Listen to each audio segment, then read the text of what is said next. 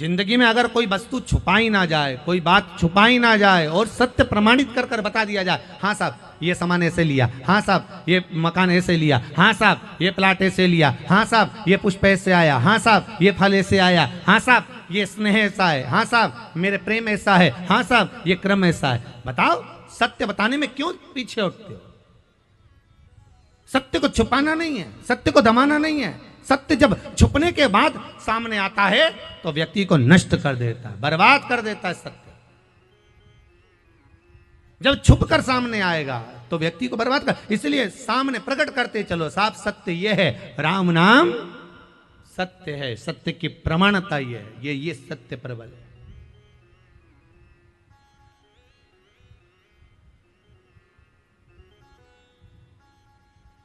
बहुत सारे लोग फुटबॉल खेल रहे थे, देखा है आप लोगों ने? अरे बोलो तो जम के, फुटबॉल, एक फुटबॉल पर सब लात मार रहे थे। देखी कि नहीं देखी? अरे जम के तो बोलो जरा, देखी? सब लात मार रहे थे। एक बेचारा गांव का व्यक्ति खड़ा था, उसके पास में एक संत खड़े थे। उसने गांव के व्यक्ति ने संत से पूछा, गुरुदेव, ओ गुरुदेव। गुरुजी बोले क्या है?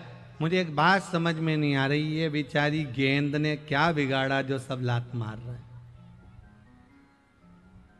इस बॉल ने, इस फुटबॉल ने, इस गेंद ने क्या बिगाड़ा जो सब इस पे लात मार रहे हैं? सब इसको लात मार रहे हैं। इधर जाती तो इधर मार देते, इधर जाती तो इधर मार देते। इसने क्या बिगाड़ा? गेंद ने, इस फुटबॉल ने क्या बिगाड़ा जो इसको लात पर लात मारी जा रही है? गुरुजी बोले, बेटा इसने कुछ नहीं बिगाड़ा, बस गलती फुटबॉल की इतनी है, गेंद की गलती इतनी है कि ये अंदर से खाली है। अगर ये अंदर से भरी होती तो इनके बाप में दमनी की लात मार देते। बोलो सही है कि गलत है? ये अंदर से खाली है। अगर फुटबॉल गेंद अंदर से भरी होती तो ये लात मारने में दम चाहिए कि लात मार कर दिखा दे। अगर अंदर से भरी होती फुटबॉल, अंदर से गेंद भरी होती तो इनके पिता में, इनके बाप में दम नहीं कि कहीं का लात मार दे और इस गेंद को लुढ़का दे। बस ये अंदर से खाली है। शिव महापुराण की कथा कहती है, धर्म दुनिया के लोगों का केवल बाहर से है। अगर वो धर्म हिंदू धर्म की नीति और हिंदू धर्म हमारा धर्म अगर अंदर भी ठोस भरा होता तो किसी की सामर्थ्यता नहीं थी कि कोई आंख उठा ले या उंगली उठा दे या ठोकर लगा दे। हमारे धर्म को हमें भीतर से संजो कर रखना है। जब धर्म अंदर होगा तो फिर किसी की सामर्थ्यता नहीं हो सकती कि कोई ठोकर लगा दे, किसी की सामर्थ्यता नहीं होती कि कोई उंगली उठा दे, किसी की सामर्थ्यता नहीं है कि कोई अपशब्द कह दे। हम भी ऐसे ही हैं। हम भी जो भगवान के पूजन करते, भजन करते, अर्चना करते, ऊपर से करते, अंदर से खोखलें और भगवान से कहते भगवान तो हमारा सुन ही नहीं दिया, भगवान तो हमारा सुन ही नहीं दिया। जब इन माता जी का इंसुलिन बन करवा सकता है मेरा शंकर, जरा विचार करिएगा। ये तो आपके गांव की भी नहीं है, दूसरे गांव से आई है। और भी पत्र हैं बहुत सारे, बहुत है। जब इनका इंसुलिन बन हो सकता है, शुगर की बीमारी लेवल पर आ सकती है, क्यों? क्योंकि अंदर से ठोस हो गई ना। इन्होंने भगवान शंकर का भजन कर लिया, शिव का स्मरण कर लिया, शंकर की भक्ति को अपने भीतर धारण कर लिया, तो फिर लुढ़कना क्या, फिर जाना क्या? हम बाहर का श्रृंगार तो कर रहे हैं पर भीतर से श्रृंगारित नहीं हो पा रहे। हम भगवान को भीतर से नहीं रिझा पा रहे, हम भगवान को भीतर से मना नहीं पा रहे।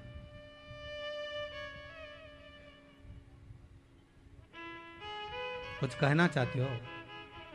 दे जरा माइक दो।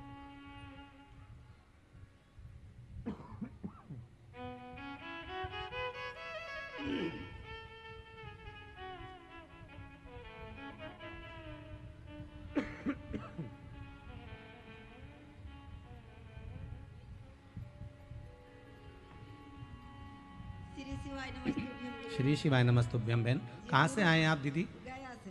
गया जी से आए। जी बोलिए। हमने बेटा से कहते थे कि हमको वहाँ सीहोर कर टिकट करवा दो, तो बोलता था कि कहाँ अकेले जाएगी। हम बोले मत करवाओ पापा, मेरे पास आ जाएंगे, नज़दीक में आ गए तो हमने बोले कि अकेले चले। माइक पास में लो, माइक पे आवाज नहीं आ रही। बेटा साथ में आया है, बोला हम बोले कि कोई नहीं जाएगा तो हम अकेले चले जाएंगे।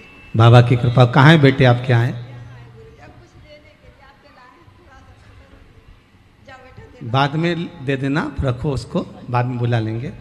बेटा बहुत बहुत साधुवाद दीदी, आपका विश्वास था, आप सीहोर आने वाले थे, पर बाबा ने कृपा करी है और बाबा सिरघाटी आ गए, यही बाबा की कृपा है। साल में सरघाटी आ गए, 6 महीना में अपने घर में बुला लेंगे। आवाज नहीं आ रही है? 1 महीना में सरघाटी आ गए, 6 महीना में अपने घर बुला लेंगे। जा 1 महीना से कथा बाबा कृपा करे, ये विश्वास है आपका। अगर बाबा देगा ना तो ये पक्का है, 6 महीने में आपके घर भी बाबा बुला लेगा। हर हर महादेव। हर हर महादेव। श्री शिवाय नमस्तुभ्यम। बाबू बैठिए। भगवान शिव की कृपा।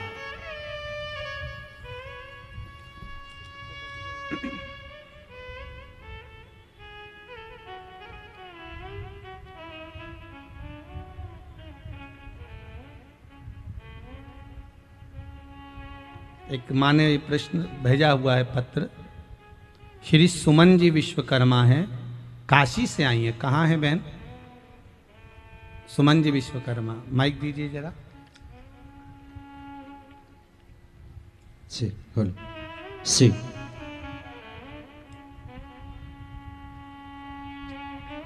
पहले तो आप काशी नगरी से आए हैं, आपको प्रणाम है, दंडवत है।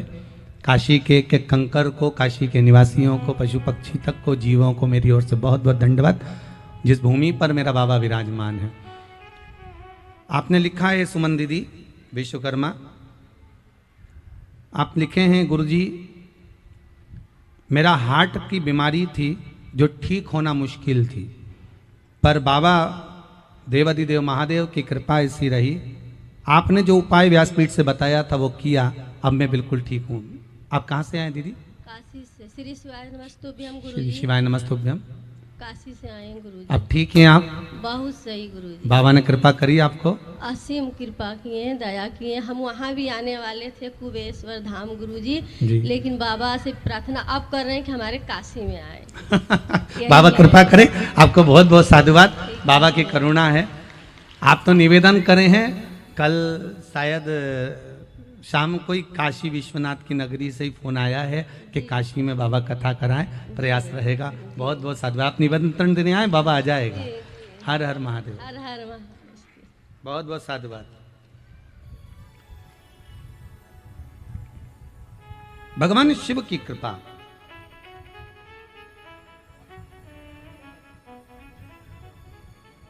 एक और बड़ा सुंदर वाक्य,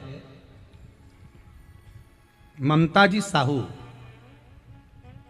कहाँ से हैं इन्होंने ये एड्रेस तो नहीं लिखा कि किस गांव से है। ममता साहू, इन्होंने लिखा है बाबा मेरी बेटी का मेडिकल परीक्षा दी थी, उसमें ममता जी साहू कहाँ खड़ी है? हाथ हिलाओ जरा, माइक देके आओ भैया, पीछे माइक पहुंचाओ।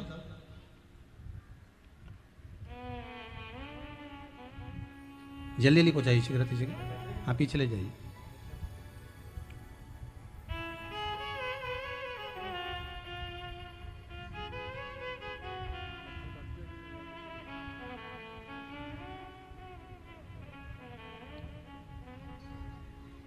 श्री शिवाय नमस्ते। श्री शिवाय नमस्तुभ्यम। दीदी कहाँ से आई हैं आप? मैं पटना से आई हूँ। पटना से आए हुए हैं। बहुत बहुत साधुवाद आपका। आपने लिखा है दीदी कि मेरी बेटी का मेडिकल की परीक्षा दे रही थी, नहीं हुआ था, फिर बाबा ने कृपा करी, हो गया अब उसका हाँ हो गया बाबा। मेडिकल में हो गया। बहुत बहुत साधुवाद, आपको बधाई। दूसरा आपने लिखा है कि गुरुजी मेरे बेटे की शादी नहीं हो रही थी, मैंने बहुत प्रयास करा, सारा पूजन पाठ अर्चना सब करवाया पर नहीं हुआ। उसके बाद में चावल के दाने वाली विधि करी, अब क्या स्थिति है? अब उसकी सगाई हो गई। हो गई। बधाई हो आपको, बहुत बहुत, बाबा की बड़ी बड़ी कृपा।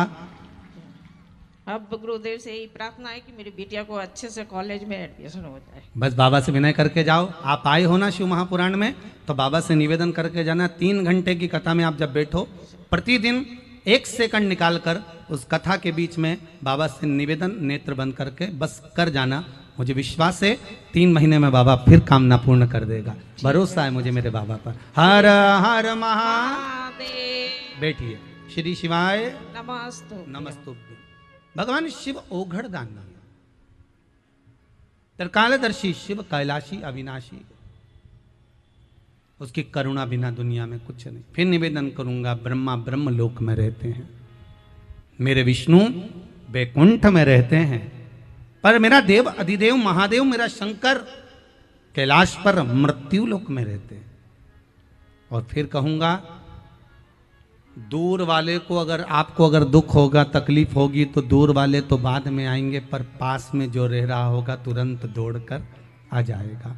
अगर जीवन में हमें तकलीफ है, दुख है, कष्ट है, हमने बस पुकारा भगवान को और भगवान सामने आकर खड़ा हो गया। सत्य बोलिए।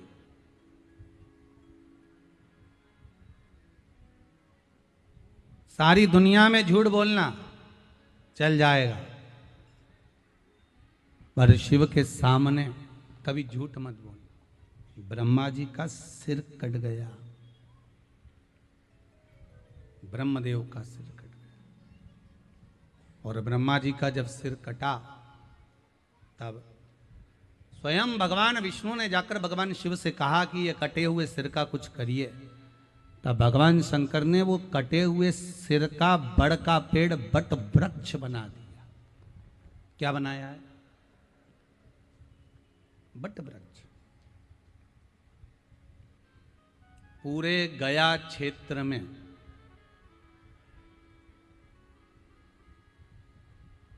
सबसे मुख्य है वो बड़ का पेड़। कौन कौन गया? गया जी, आप लोग तो पास में ही हैं, जाते रहते हो। बट वृक्ष के दर्शन करें गया जी में। अगर पिंडदान फाल्गु नदी का कर रहे हो, पिंडदान गया जी का कर रहे हो, पादुका का चरण का कर रहे हो, गया सुर को दे रहे हो, सारे पिंड तो मना नहीं है, पर वट वृक्ष के नीचे का पिंड जरूरी है। क्यों? माता सीता ने जब पिंडदान करा था, सबने झूठ बोल दिया था। केवल एक बड़ का पेड़ बट वृक्ष ऐसा था जिसने सत्य बोला था। और सत्य क्यों बोला था उसका भी कारण है। वो बट वृक्ष सत्य क्यों बोला उसका कारण शिव महापुराण कर रही। क्योंकि राम जी की कथा है त्रेता की। कब की कथा है? त्रेता की। भगवान कृष्ण की कथा है द्वापर की। पर शिव महापुराण का जो चरित्र है ब्रह्मा जी के सिर कटने का, ये कजन ना जाने कितने सतयुग निकल गए, तब उन सतयुग की भी सतयुग की कथा है। अब सतयुग प्रथम में आया कि त्रेता प्रथम में आया? जम के तो बोलो। सतयुग प्रथम में, फिर त्रेता, फिर द्वापर, फिर कलयुग। तो बड़ का पेड़ कब बन गया था ब्रह्मा जी के मुख का? सतयुग में बन गया। और एक सतयुग नहीं, ना जाने कितने सतयुग, कितने त्रेता, कितने द्वापर, कितने कलयुग निकल गए। ये तो आपको लगता है कि ये अभी का नहीं, ना जाने कितने।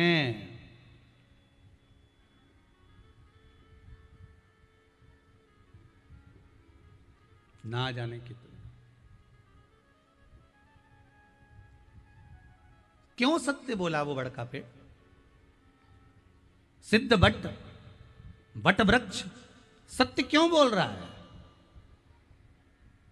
क्योंकि वो ब्रह्मा जी का कटा हुआ जो सिर था, भगवान विष्णु ने निवेदन करा था, हे प्रभु कृपा करिए, नाथ भोलेनाथ शंभु त्रिकालदर्शी, अगर आप करुणा नहीं करोगे तो कौन करेगा? भगवान शंकर ने पूछा, नारायण क्या चाहते हो? भगवान विष्णु कहते हैं, ये कटा हुआ जो सिर है ना, इसको कुछ कर दीजिए, इसको पूज्य कर दीजिए। लोग नहीं तो ब्रह्मा जी के सिर को लोग कुछ भी कहेंगे।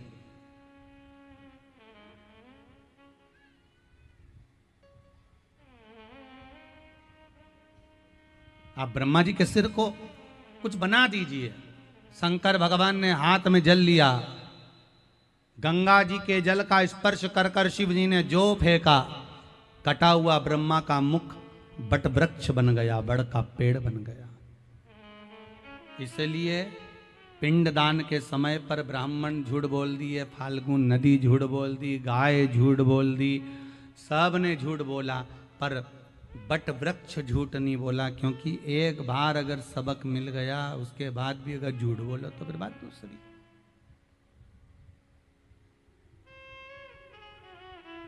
सबक अगर एक बार मिल गया उसके बाद भी अगर आप झूठ बोल रहे हो तो फिर आपकी गलती। तब ब्रह्मा जी ने सत्य कहा, सीता जी ने पिंडदान कर दिया है। अब इतने सारे झूठ बोल रहे हैं और एक सत्य बोल देना तो लोग उसकी भी बात नहीं माने, ओ ये भी झूठ बोल रहा होगा, अब उसकी भी बात नहीं। तो ब्रह्मा जी ने सत्य कहा तो भी माना नहीं गया। जब माना नहीं कहा गया तब ब्रह्मा जी ने कहा कि दशरथ जी को बुलाया जाए और दशरथ जी से पूछा जाए कि पिंडदान हुआ कि नहीं हुआ। तब दशरथ जी का हाथ फाल्गु नदी में से निकल कर आया, दशरथ जी का हस्त कमल पर पिंड रखा था, दिख गया। तब सीता जी ने विश्वास करा, राम जी ने विश्वास करा कि पिंडदान हो गया। महाराज, गाय 2 बार झूठ बोली, एक बार शिव जी के सामने और एक बार सीता जी के सामने। प्रपंच जो सब भरा हुआ है उसको दुर्जन कहा जाता है। जो सत्संग से वंचित है, भगवान की भक्ति से वंचित है, वो दुर्जन है। सज्जन, साधुजन और स्वर्ण एक ऐसे होते हैं जो बार बार मिटने पर भी वापिस बन जाते हैं, वापिस श्रेष्ठता के पद पर आकर बैठ जाते हैं। पर दुर्जन जो होता है ना, ये कुम्हार जो मटका बनाता है, कुम्हार जो सुरई बनाता है, कुम्हार जो पानी का हंडा बनाता है, मटका बनाता है, उस मटके की तरह दुर्जन होते हैं कि एक बार बनने के बाद अगर वो टूट गए तो टूटने के बाद वापस जुड़ते नहीं।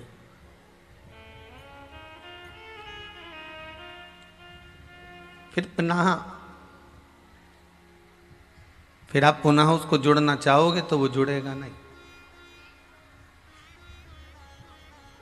दुर्जन का क्रम ही है ये।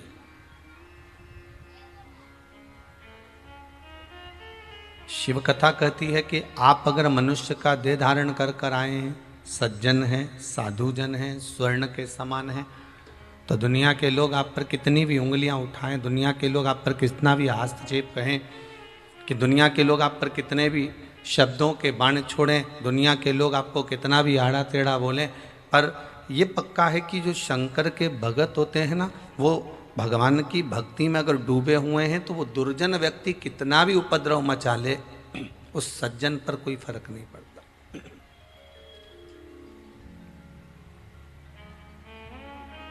आपकी भक्ति पर कोई प्रभाव नहीं पड़ना चाहिए।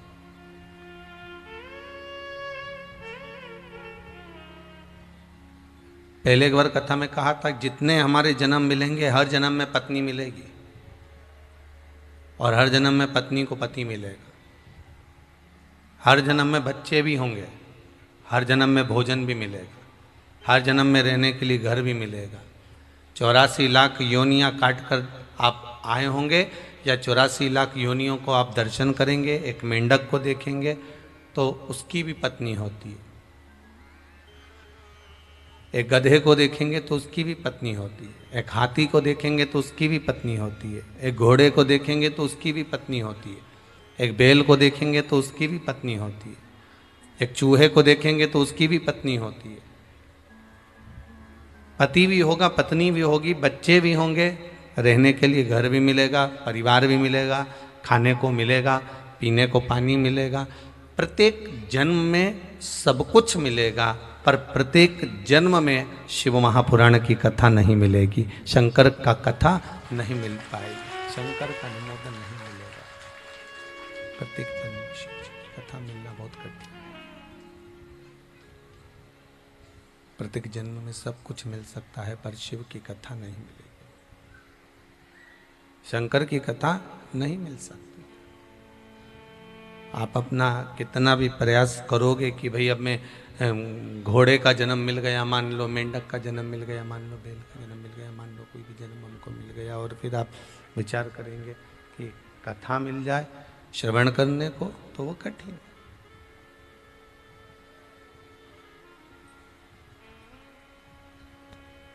तात मिले पुनि मात मिले,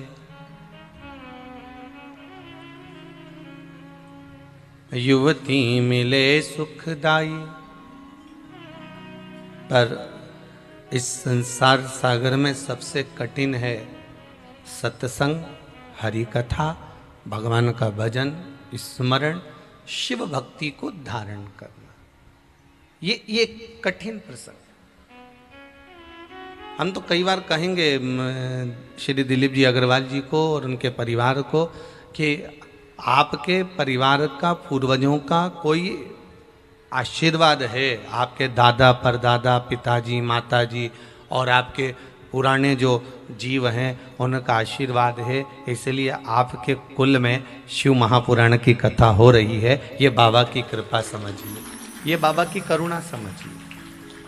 पुण्य की गुल्लक जब भराती है तब जाकर कोई एक अच्छा गिफ्ट सामने आता है। पुण्य की गुल्लक जब भराती है तब जाकर कोई अच्छा सत्कर्म हो पाता है। पुण्य की गुल्लक से ही हमको प्राप्ति हो जाती है, पुण्य की गुल्लक से ही हमको पद की प्राप्ति हो जाती है, पुण्य की गुल्लक से। जन्म कितने ही मिले, कितने ही जन्म जाते गए आते गए मिलते रहे, पर उसमें सज्जन व्यक्ति जो होता है उसको दुनिया के लोग कितना भी कह दें, साधुजन जो होगा उसको दुनिया के लोग कितना भी कह दें, कितना भी अपशब्द कह दें, कितने भी ताने दे दें, कितने भी शब्दों के बाण उसके ऊपर छोड़ दिए जाएं, परंतु वो टूटता नहीं। और टूट भी गया तो वापिस पुनः बन जाता है। स्वर्ण भी ऐसा ही है।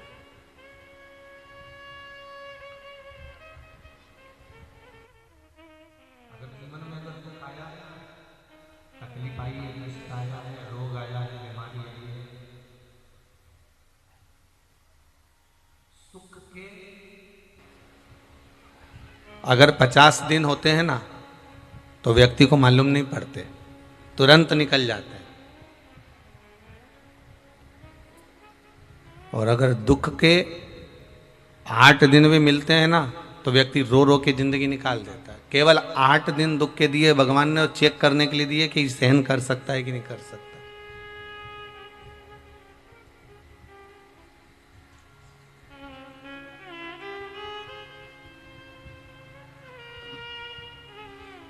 सुख का 50 दिन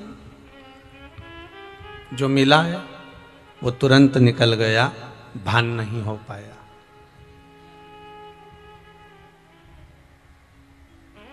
और अगर दुख का थोड़ा सा दिन मिला है, 4 दिन 8 दिन का अगर दुख मिला है तो व्यक्ति उसको सहन नहीं कर पाता। भगवान कब मेरा दुख काटोगे, भगवान बड़ी तकलीफ में हूँ भोलेनाथ, बड़े कष्ट में हूँ भोलेनाथ, बड़ी दुखी हूँ भोलेनाथ, करुणा करिए भोलेनाथ, कृपा करिए, मैं बड़ी तकलीफ में, मैं बड़ी दुख में हूँ, मैं बड़े कष्ट में हूँ।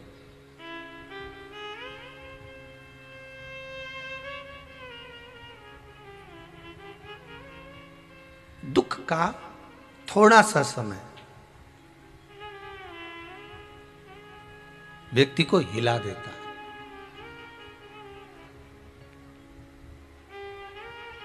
एक मात्र थोड़ा सा समय।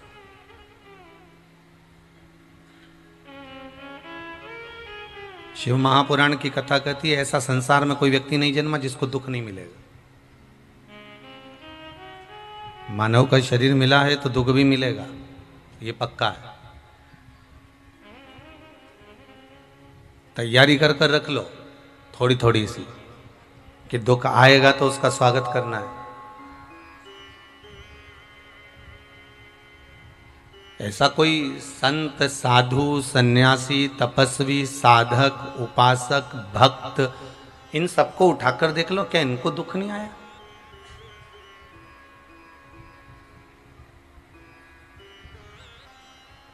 दुख तो आया है, पर उस दुख को सहन करने की शक्ति भगवान से इन्होंने प्राप्त करी। हम भी भगवान से यही प्रार्थना करें कि जीवन में अगर दुख आए तो शक्ति भी तुझे ही देना है। एक माता जी ने बड़ा सुंदर भाव लिखा है। कॉर्डलेस तैयार है? कॉर्डलेस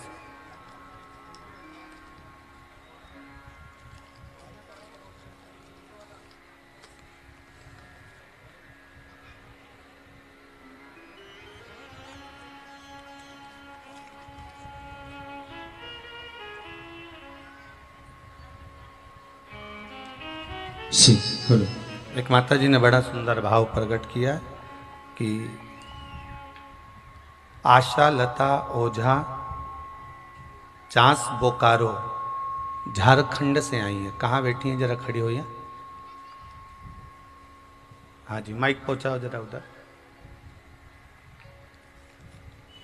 दीदी आपने लिखा है, गुरु गोविंद दो खड़े, ठीक है।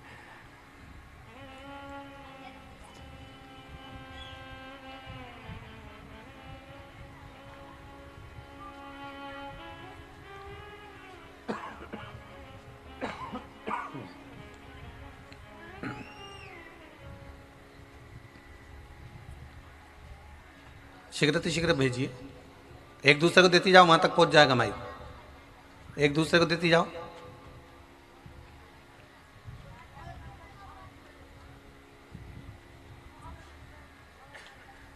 श्री शिवाय नमस्तुभ्यम। श्री शिवाय नमस्तुभ्यम। दीदी आपने लिखा है कि मुझे शुगर थी और मैं इंसुलिन लेती थी, इंजेक्शन लेना पड़ता था, तब जाकर शुगर कंट्रोल में आती थी और दवाइयाँ चलती थी। आपने लिखा है जब से बाबा की कथा सुन रही हूँ और बेलपत्री का सेवन कर रही हूँ, तब से मेरे को इंसुलिन लेना बंद हो गया है और दवाई लेना भी कम हो गया है। कहाँ से आई हैं आप?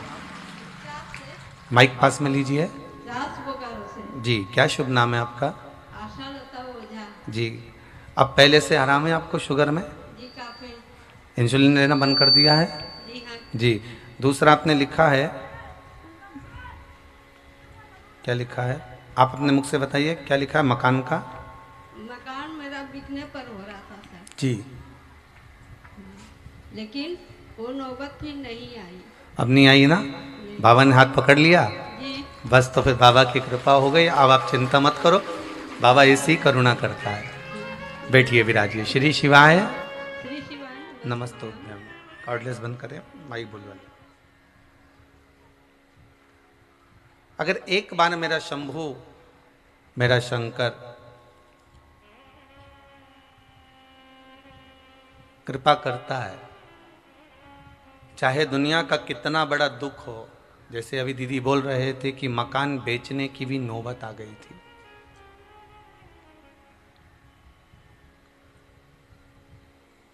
माना दुख जीवन में आता जरूर है। ऐसा नहीं कि दुख नहीं आएगा, दुख आएगा। मानव शरीर है तो मिलना तो है, सुख भी मिलता है तो दुख भी मिलता है।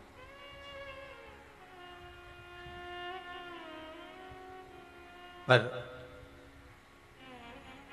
जैसे मकान बिकने की नौबत तक आ गई, इंसुलिन लेना चालू कर दिया, इंजेक्शन लेना चालू कर दिया, शुगर कंट्रोल नहीं हो रही, इसके बाद भी आपने, ये ओझा बहन जी ने भगवान शंकर की भक्ति नहीं छोड़ी। शिव की शरणागति अगर नहीं छोड़ोगे, शिव की भक्ति अगर नहीं छोड़ोगे, तो ये पक्का है कि बाबा आपका हाथ पकड़ लेगा, और एक बार उसने पकड़ लिया तो फिर छोड़ने वाला नहीं। हम फिर कह रहे हैं कि बड़े किस्मत वाले हैं शेरघाटी के लोग, जो इस कथा से वंचित रह गया, बाद में सिर पकड़कर पछताएगा कि अपने गांव में गंगा आई थी और मैं नहा नहीं पाया। बाद में पछतावा हो। भाग्य मिला।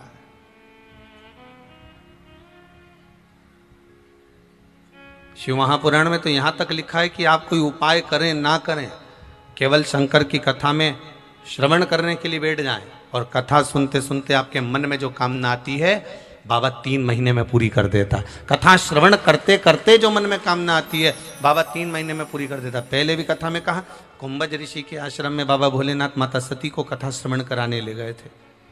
अगस्त ऋषि के आश्रम में कथा सुनने के लिए लेकर गए। सती मैया के मन में आया कि मेरा विवाह हुआ है, और विवाह होने के बाद मेरे पति मुझे कथा सुनाने के लिए लेकर आए, इससे अच्छा तो ये शरीर जलकर भस्म हो जाए तो अच्छा। सती मैया का शरीर जलकर भस्म हो गया। शंकर जी ने ये भाव रखा कि मैं जिस परमात्मा की कथा सुन रहा हूँ, उस परमात्मा का दर्शन मुझे करना है, और भगवान शंकर को राम जी का दर्शन हो गया। दोनों का भाव कथा के मध्य में प्रकट हुआ था।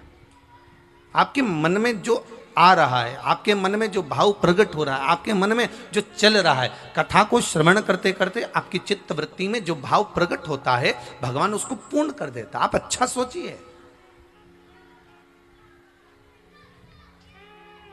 3 घंटे की कथा में कहीं आपको मौका मिले ना तो 2 सेकंड के लिए, 2 क्षण के लिए अपने नेत्र बंद कर कर मात्र 2 क्षण के लिए भगवान से विनय कर लेना, बाबा मेरी ये कामना है। मैंने सुना है, मैं रोज कथा जब आस्था चैनल पर सुनती हूँ, मैं फेसबुक यूट्यूब पर श्रवण करती हूँ, तो मेरे मन में ये भाव आया कि 3 महीने में मनोकामना पूर्ण हो जाती है, तो मैं भी कथा सुनने के लिए आई हूँ, मैं भी आपके दरबार में बैठी हूँ, मैं भी शिव महापुराण की कथा सुन रही हूँ, मेरी भी मनोकामना है और वो कामना ये है, आप उसे पूर्ण कर देना। भाव जागृत हो। एक बहन आई है, उन्होंने लिखा है कि मैं केवल भगवान की कथा में इसलिए आई हूँ कि बाबा से विनती करने के लिए आई हूँ कि 2 साल 3 साल में मेरी शिव महापुराण की कथा हो जाना चाहिए।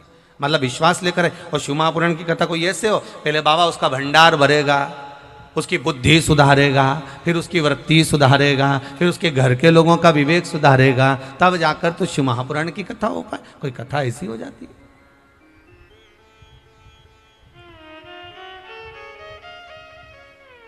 भगवान से केवल एक प्रार्थना का भाव।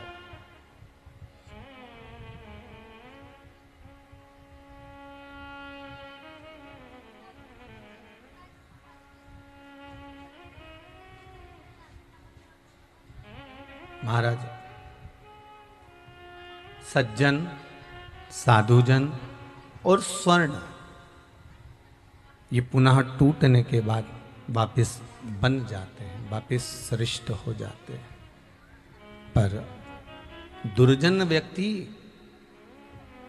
उसको एक बार अगर कुम्हार का हंडा मटका टूट गया तो वापस नहीं बनता।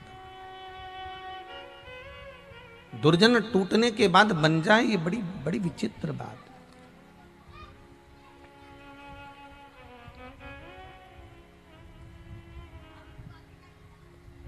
माना थोड़ा सा सज्जन और दुर्जन में अंतर है।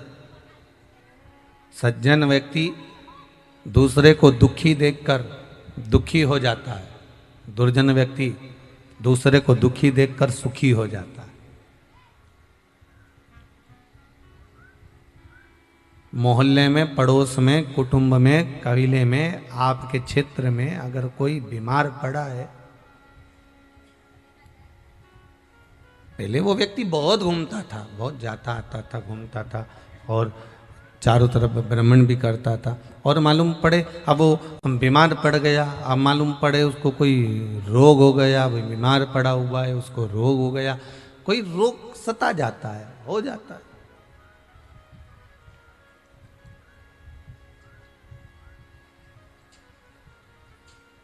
और मालूम पड़े उसको रोग हो गया और कोई व्यक्ति कह दे अच्छा है, पहले तो खूब घूमता फिरता था, पहले तो खूब इधर उधर जाती रहती थी, अब पड़ी रहे पलंग पर, मतलब उसको प्रसन्नता हो रही, मतलब ये दुर्जन है।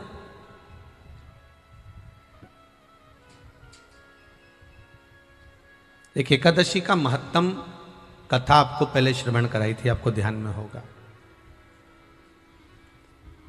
एक राजा के महल में एक सुंदर भगवान का मंदिर बना हुआ था।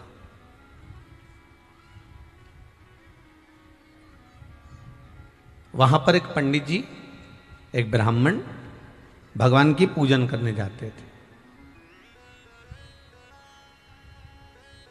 राजा का बड़ा सुंदर एक लड़का था, उसका विवाह हुआ था, घर में बहू आ गई थी। राजा का लड़का सो रहा था और बहू ने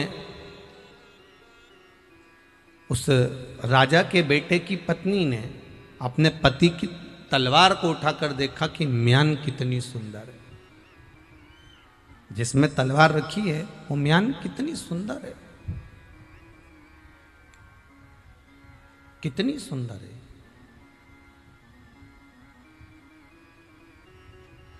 उसने सोचा तलवार की म्यान इतनी सुंदर है तो तलवार कितनी सुंदर होगी। फिर उसने तलवार निकाली। अब तलवार निकाली तो तलवार की चमक इतनी तेज थी कि तलवार हाथ से छूट गई। छूटी तो जहां राजा का लड़का सो रहा था, इसका पति सो रहा था, तलवार उसकी गर्दन पे गिर गई। गर्दन पे गिरी और राजा का लड़का मर गया। इसका पति समाप्त हो गया, पति मर गया।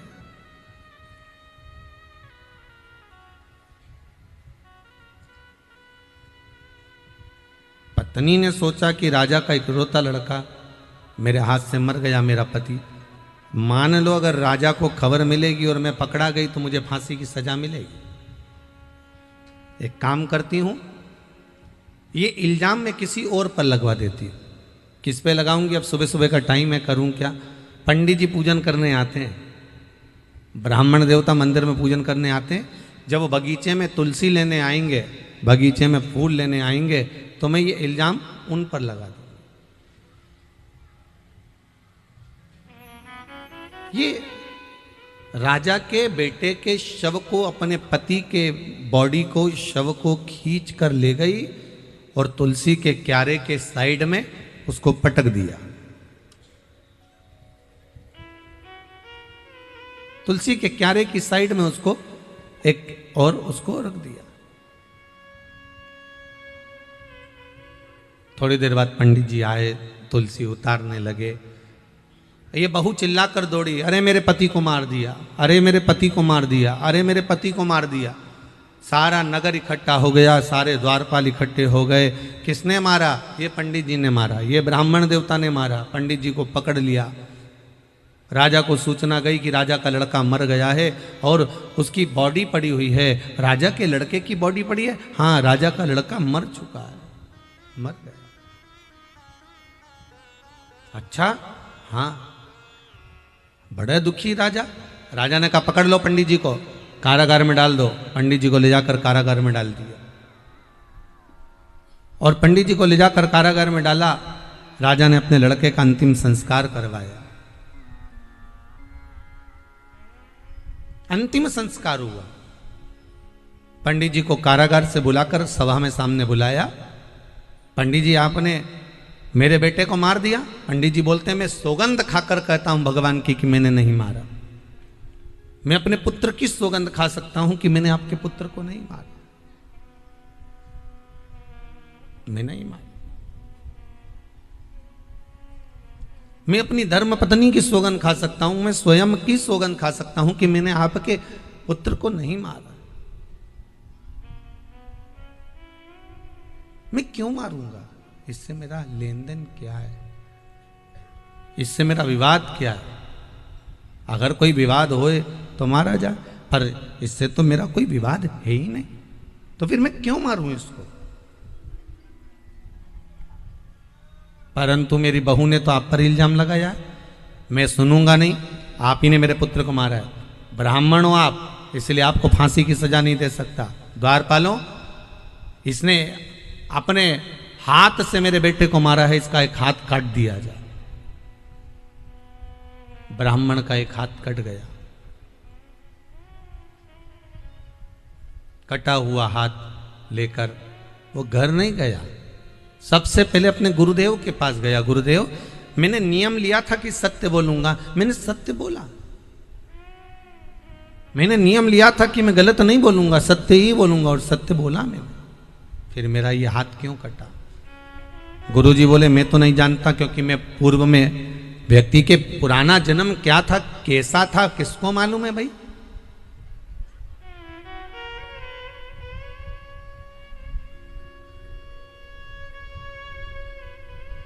हाँ, 2-3 चीजों से अंदाजा लगाया जा सकता है कि पुराने जन्म में क्या थे। अगर जरा जरा सी बात में कोई काटने दौड़े, नोचने दौड़े, तो समझ लो पूर्व समय में बंदर थी, है ये बंदर था। जरा जरा सी बात में तुमने कुछ कहा और उसने धाड़ लगाई, चिल्लाना चालू कर दिया, समझ लेना शेर था। जरा जरा सी बात में बहुत जहरीली भाषा बोलना चालू कर दे, तुम मेरे से चुप रहना, फालतू बात करना मत। जरा जरा सी बात में अगर ऐसी बातें बोलना चालू कर दे, समझ लेना पूर्व जन्म में नाग की जन्म था, सांप का जन्म था, जहर उगलती थी दिन भर। तो मन ये थोड़े बहुत अंदाजे से तो लगा सकते हो कि इस पूर्व का जन्म क्या था, पर मैं जन्म क्या बताऊं, मुझे मालूम नहीं। हाँ, एक काम कर, तू मेरे गुरु जी के पास जा। अब गुरु के पास कहां जाना पड़ेगा? कि काशी चले जा,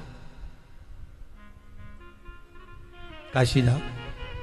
काशी गए, एड्रेस मिल गया था, उस एड्रेस पर चले जाना, वहाँ पर मेरे गुरुजी मिलेंगे। ये गया, दरवाज़ा बजाया तो गुरुजी नहीं थे, गुरुजी की पत्नी थी। पत्नी ने आवाज़ लगाकर जैसे ही सुना, कौन है? मेरे को गुरुजी से मिलना है। इतने में गुरुजी की पत्नी बोली, आग लगे वा गुरुजी में, ना जाने कहाँ मर रहा होगा, आ गए यहाँ पर, चलो डर जाओ। गुरुजी करते रहते हो, निकलो यहाँ से बाहर, अब मत आ जाना, सोच लेने तो टांग तोड़ दूंगी तेरे। और बेचारा पंडित जी ने सोचा, बताओ तुम हो कौन? तो क्या मैं गुरुजी की पत्नी हूं। ओ हो, प्रणाम प्रणाम प्रणाम। ब्राह्मण देवता चले गए। दोपहर के समय पर ब्राह्मण देवता फिर उसके घर पर पहुंच गए। गुरुजी हैं, अब की बार पत्नी नहीं मिली, गुरुजी मिल गए। गुरुजी मिले, क्या बात है भैया, कहाँ से आए हो, कौन हो आप? कहा मैं आपके चेला है ना, शिष्य, उनका मैं शिष्य हूं। अच्छा, कहाँ से आए हो? स्थान बताया। बोलो क्या बात है? भैया गुरुदेव, मेरे गुरुजी ने आपके पास भेजा है, ये मालूम करना है मुझको, पूछना था कि मैंने ना तो जीवन में कभी असत्य बोला, ना जीवन में मैंने झूठ बोला, ना कभी मैंने कपट करा, ना मैंने कभी बेईमानी करी, ना मैंने कभी प्रपंच करा, ना कभी मैंने छल करा, ना कभी मैंने किसी को दुख दिया, ना कभी मैंने किसी को तकलीफ दी। फिर मेरा हाथ कटा क्यों?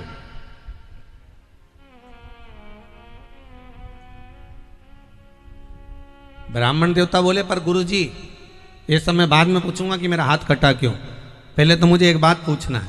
क्या? तुम इतने बड़े विद्वान, काशी जैसी जगह में रह रहे, सारी दुनिया तुम्हारे में, तुम्हारे इतने शिष्य सब तुमको मानते, तुम्हारे चरण धोकर पीते, पर एक बात बताओ गुरुजी कि तुमने कौन सा पाप किया कि तुमको ऐसी पत्नी मिली? ये तो बता। मैंने सुबह आया था और आपकी पत्नी मिली थी, वो पत्नी मिली, उसने क्या क्या सुनाया, क्या क्या सुनाया, ऐसी पत्नी और आपकी। इतने में गुरुजी बोले, भैया जीवन में पहली बार कोई मिला जो मुझसे मेरी गाथा पूछ रहा। तुमने पूर्व जन्म में कौन सा पाप किया था? तुमने पूर्व जन्म में कौन सा पाप कर्म करा था जो तुमको ऐसी धर्म पत्नी मिली? गुरुजी बोले, सुन, पूर्व समय में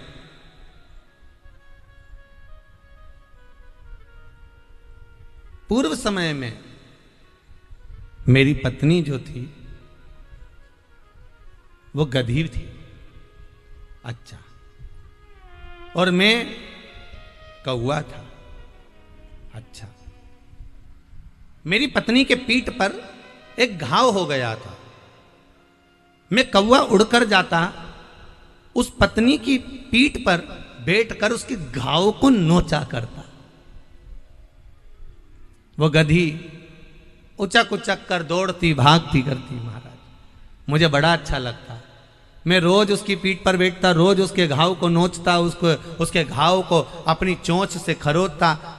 वो गधी उचकती फिरती भागती फिरती, वो मुझसे पीछा छुड़ाकर एक बार हरिद्वार चली गई गंगा के घाट पर। मैं उसको ढूंढता ढूंढता गंगा के घाट चले गया। गंगा के घाट पर वो मुझे दिखी। मैंने फिर उसकी पीठ पर बैठकर उसके घाव को खरोदना प्रारंभ करा। वो मेरे चक्कर में गंगा जी में कूद गई। मैं उसकी पीठ पर बैठा था, मैं भी गंगा जी में चले गया। हम दोनों गंगा के जल में कूद कर मर गए।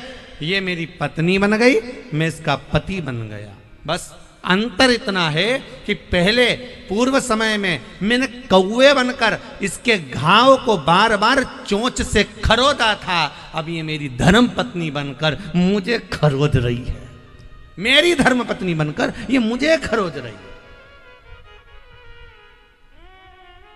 आपको अच्छी पत्नी मिले ना तो बड़े बड़े प्रसन्न होना महाराज। भगवान की कृपा है कि पूर्व का फल अच्छा मिल गया। और कहीं की ऐसी मिल जाए,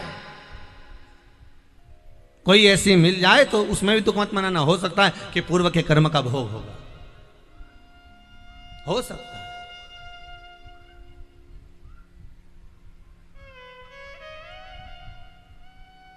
एक माता जी ने लिखा है पत्र में, बड़ा सुंदर भाव है, वो भी सुन लो।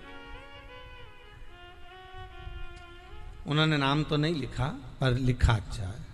महाराज जी, ओम नमः शिवाय। आप हमेशा पत्नियों के लिए कहते हो कि पत्नियों को ये सब कार्य करना चाहिए। पर कभी आप पतियों के लिए कुछ क्यों नहीं कहते? इसमें लिखा है, जिनने भी लिखा बड़ा भावपूर्ण है, कोई दिक्कत नहीं। आप पतियों के लिए क्यों नहीं कहते? शिव महापुराण की कथा कहती है महाराज, एक नारी, एक स्त्री, घर की एक मां, घर की एक नारी, घर की एक स्त्री। चलो एक और सरल भाषा में समझ लो। अनसुईया मैया के दरवाजे पर सीताराम सरकार पहुंचे, तो अनसुईया जी ने राम जी को ज्ञान उपदेश दिया था कि सीता जी को ज्ञान उपदेश दिया था? जम के बोलो जरा, किसको दिया था? माता सीता को। राम जी को उन्होंने ज्ञान उपदेश नहीं दिया, उन्होंने उपदेश दिया तो माता जानकी जी को दिया, माता सीता जी को दिया, माता जानकी को ज्ञान उपदेश दिया, राम जी को नहीं दिया। क्यों? सीता जी ने भी यह प्रश्न किया था, मां आप मुझसे कुछ कर रही हो तो राघव जी से क्यों नहीं कहती, मेरे स्वामी से क्यों नहीं कहती? तो अनसुईया जी ने कहा कि घर की जो नारी होती है, घर की जो स्त्री होती है, वो जननी होती है। और जननी का मतलब ये होता है कि संस्कारों को देने वाली होगी तो भारत माता, संस्कारों को देने वाली होगी तो घर की नारी, अगर विद्यावान बनाने वाली होगी तो घर की नारी, विद्वत्ता की ओर लेकर जाने वाली होगी तो घर की नारी। पुरुष को तो कमाना है, लाना है, भरण पोषण के लिए धन को अर्जित कर कर तुम्हारे हाथ में देना है, उसको सत्कर्म में लगाना, गलत कर्म में लगाना, ये आपकी जवाबदारी होती है।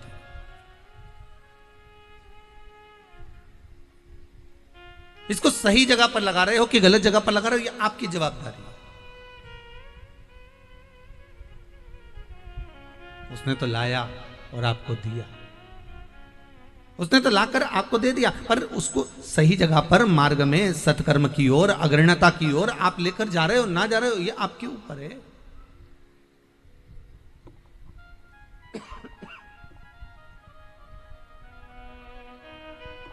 ये आपके ऊपर निर्भर है कि आप लेकर कहां जाओ। फिर कहेंगे पुरुष ला रहा है कमाकर, उसको उसका परिवार का पालन करना है, पोषण करना है। हम ये कभी नहीं कहेंगे कि आप दुकान मत जाओ या काम मत करो या व्यापार मत करो, सर्विस मत करो, व्यवसाय मत करो, सब कुछ करो। और भगवान ने जन्म दिया है, हम कह भी देंगे कि झूठ मत बोलो तो भी तुम झूठ तो बोलोगे, क्योंकि कमाना है, परिवार का भरण पोषण करना है, परिवार पालना है, तो झूठ तो बोलना पड़े। हम कहेंगे कि तुम छल मत करो तो भी तुम करोगे। कोई रह तो सकते नहीं, तो कुछ रोका तो जा नहीं सकता। बस इतना जरूर कहा जा सकता है कि सारा कर्म करो, पर काम करते रहो, नाम जपते रहो, पार कर देगा वो भी कभी ना करेगा।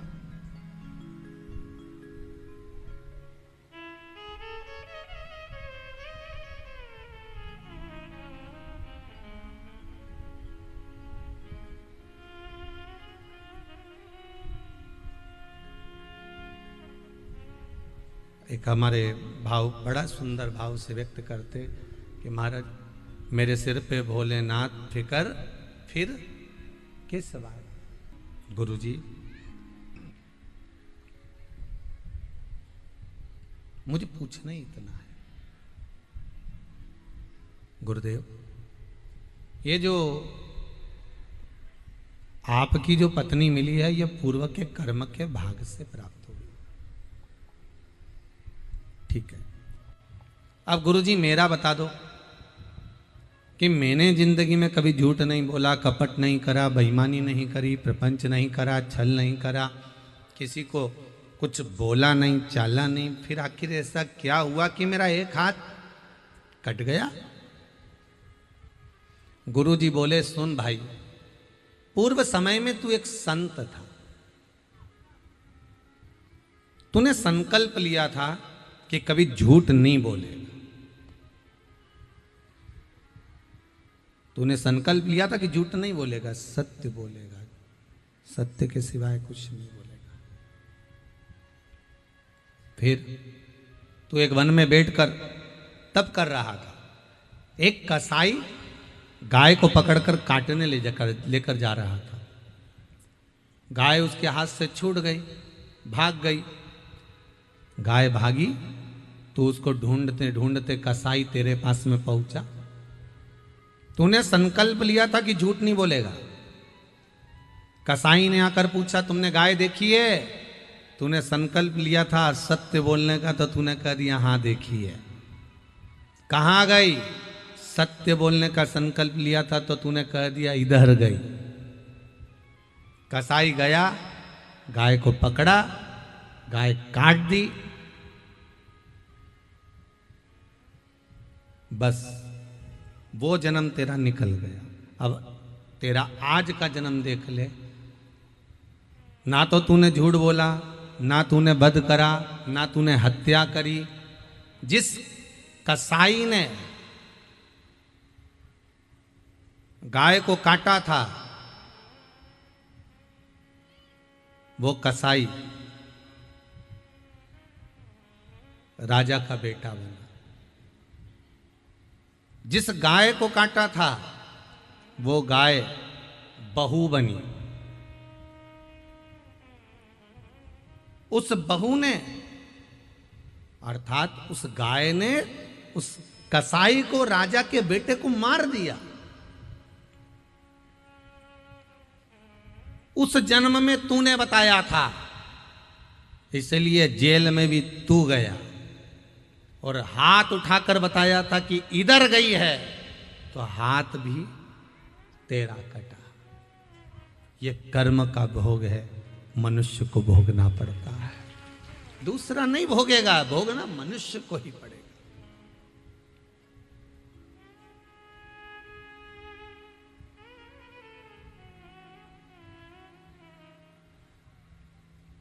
आप जो कर्म कर रहे हैं, हम जो कर्म कर रहे हैं, उसका भोग हमें भोगना है। दूसरा कभी नहीं भोग सकता, भोगना हमें कोई पड़ेगा। भगवान ब्रह्मदेव ने भगवान शंकर के शिवलिंग को जानने के लिए झूठ बोल दिया था। भगवान विष्णु से कहा कि आप पाताल में जाइए भगवान शंकर का चरण जानने के लिए, और मैं आकाश में जाता हूं।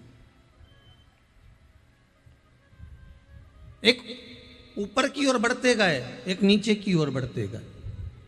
भगवान विष्णु को भगवान शंकर के चरण नहीं मिले। भगवान ब्रह्मा जाते गए, जाते गए, जाते गए, जाते गए, जाते गए, जाते जाते जब ब्रह्मदेव को लगा कि भगवान का सिर नहीं मिल रहा, शंकर भगवान का शीश नहीं मिल रहा, तो ब्रह्मा जी के मन में ये भाव प्रकट हो गया, सिर क्यों नहीं मिल रहा, कारण क्या है? और अगर मैं नीचे जाऊंगा और भगवान विष्णु मुझसे पूछेंगे क्यों, तो मैं शंकर भगवान का सिर मिला, अगर भगवान को चरण मिल गया होगा तो मेरी तो खिल्ली उड़ जाएगी, मेरी तो हंसी उड़ जाएगी। तब ब्रह्मदेव ने केतकी के फूल को लिया, उससे कहा कि तुम चलो भगवान विष्णु के सामने चलकर कह देना कि ब्रह्मा जी को सिर मिल गया शंकर भगवान का।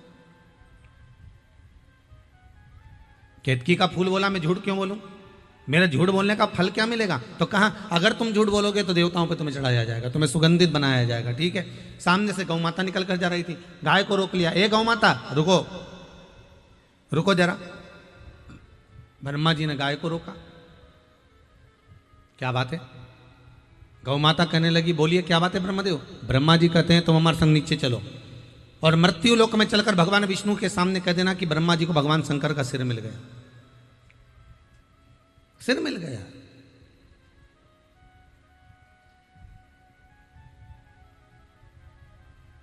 अब चलकर कह देना ये बात। ठीक है, कह देंगे। पर गौ माता ने पूछा कि मैं चलकर बोल तो दूंगी, पर मेरा लाभ क्या है? व्यक्ति झूठ कब बोलता है? जब उसका कोई फायदा होता है। मेरा फायदा है क्या? तो कहा तुम्हारा फायदा एक ही रहेगा कि घर में सबसे पहली रोटी बनेगी ना तो गाय को दी जाएगी। ठीक, बोल दिया झूठ। आ गए भगवान ब्रह्मा गौ और केतकी के फूल को लेकर भगवान विष्णु के पास। भगवान विष्णु ने पूछा क्यों ब्रह्मदेव, भगवान शंकर का सिर मिला कहीं? ब्रह्मा जी ने कहा वो तो बात की बात है, पहले बताओ आपको भगवान के चरण मिले कहीं? अब भगवान विष्णु ने तो एक ही शब्द कहा कि मुझे शंकर भगवान के चरण नहीं मिले। भगवान विष्णु ने जैसे ही बोला चरण नहीं मिले, एक बार मुख से सत्य निकल गया तो भगवान विष्णु का नाम सत्य नारायण पड़ गया। क्या नाम पड़ गया? सत्यनारायण। एक बार मुख से सत्य निकला और सत्यनारायण नाम पड़ गया। आपसे भी निवेदन है, जिंदगी में आप रोज 24 घंटे सत्य नहीं बोल सकते तो कम से कम 12 घंटा तो सत्य बोलो। 12 घंटा भी सत्य नहीं बोल सकते तो कम से कम 3 घंटे ही सत्य बोल लो। 3 घंटे सत्य नहीं बोल सकते तो कम से कम आधा घंटा सत्य बोल लो। आधा घंटा भी सत्य नहीं बोल सकते तो 15 मिनट बोल लो। 15 मिनट भी सत्य नहीं बोल सकते तो कम से कम 5 मिनट तो ऐसा बनाओ कि मैं 5 मिनट 24 घंटे में से 5 मिनट ऐसा निकालूंगी जिसमें मैं सत्य बोलूंगी, मैं झूठ बोलूंगी नहीं।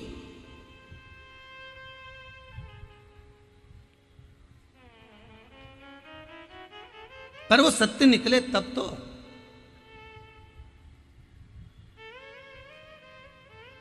अच्छा, कई लोग सोच रहे हैं इतनी कथा भागवत हो रही है, जगह जगह पे इतनी कथा हो, लोग कितने लोग लाखों लोग गया जी में आते हैं, सब मरे हुए को छोड़े यहाँ पर पिंडदान करें, तर्पण करें, कितने लोग तर जाते होंगे, कितने लोगों का गंगा जी नहाने जाते होंगे, कोई जाए काशी, कोई जाए इलाहाबाद, कोई जाए प्रयागराज, कितने लोग तर जाते होंगे, कितने लोगों को मोक्ष मिल जाता होगा, कितने लोग अपने अपने धाम में पहुंच जाते होंगे। तो एक ईमानदारी से बोलो, कितनी कथा, कितना सत्संग, कितना प्रवचन, कितना शिवपुराण, कितनी भागवत, कितनी रामायण, कितने यज्ञ सब हो रहे हैं, तो कितने लोग सुनते? और इतने लोग सुने सारे के सारे बैकुंठ चले जाते हैं क्या? जम के तो बोलो, सब चले जाएंगे बैकुंठ?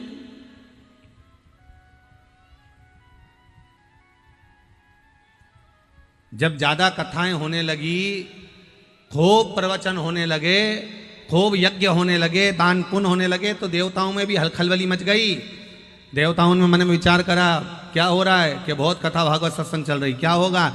लोग मरने के बाद बैकुंठ आ रहे हैं, पूरा बैकुंठ भरा गया, नरक पूरा खाली पड़ा।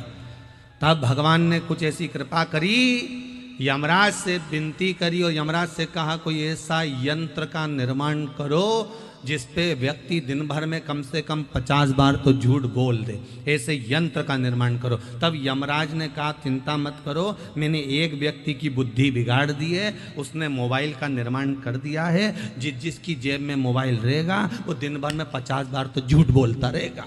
बस, तो यमराज ने कहा तुम चिंता मत करो, इन सब के नरक भेजने का ठेका मैंने ले लिया। ये कितनी कथा सुन ले, कितना ही भजन कर ले, कितना ही दान कर ले, कितना ही पुण्य कर ले, कितना ही सत्कर्म कर ले, जेब में अगर मोबाइल है और जैसे ही किसी का फोन आया कि अरे कहाँ है, तो क्या दुकान पे नहीं था, घर पे था।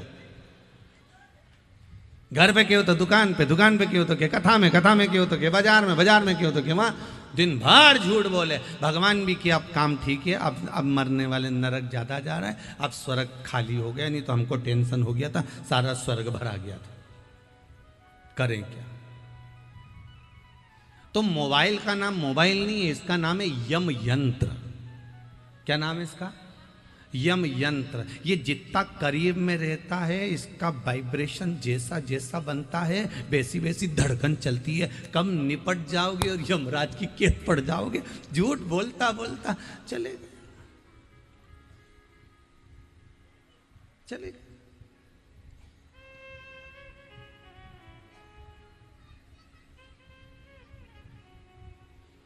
अंतिम बिंदु में भी परमात्मा याद नहीं आता। अच्छा, कई लोग सोच के बैठे हैं हम मरेंगे तब राम कहेंगे, तो क्या कब राम कहोगी? जब हमारा बुढ़ापा आएगा तब। पर कोरोना महामारी में तो यही नहीं मालूम पड़ता कि कौन बुढ़ापे में गया कौन जवानी में, उधर निपट गए तो निपट गए, कौन को मालूम? नहीं, अभी हमारा समय आएगा ना जब हम जब भगवान का भजन करेंगे और के लोग कहते हैं और बड़े बड़े ताव में कहते हैं, अकड़ में कह देते हैं मेरा समय आन दे तब मैं बताऊंगा हूं क्या, तू मुझे जानता क्या है, मेरा समय आन दे तब मैं बताऊंगा। अरे ऐसी तीननबाजी में के मेरा समय आन दे, मेरा समय आन दे। और एक दिन छाती में दर्द हुआ, हॉस्पिटल ले गए, डॉक्टर ने कह दिया इसका समय आ गया, इसका समय आया। तब समझ में आया कि समय आना तो इसको कहते हैं। इसलिए कभी अकड़ में मत कहो कि मेरा समय आन दे तब बताऊंगा, मेरा समय आन दे। भगवान ऐसा समय किसी का नहीं लाए दादा, मालूम पड़े निपटी जाए न तेरा पिंडा नीचे बन जाए, कोई मतलब का नहीं। तुम ऊपर नीचे सारा घर का लोग नुक्ती और सेव खाए, पूरी सब्जी भजिया रायता सब निपटाए, और तुम्हारे लिए एक फोटो लगा के कंडा जला के उनमें घी शक्कर छोड़ दिया है, खाते रहो घी शक्कर। क्या मतलब?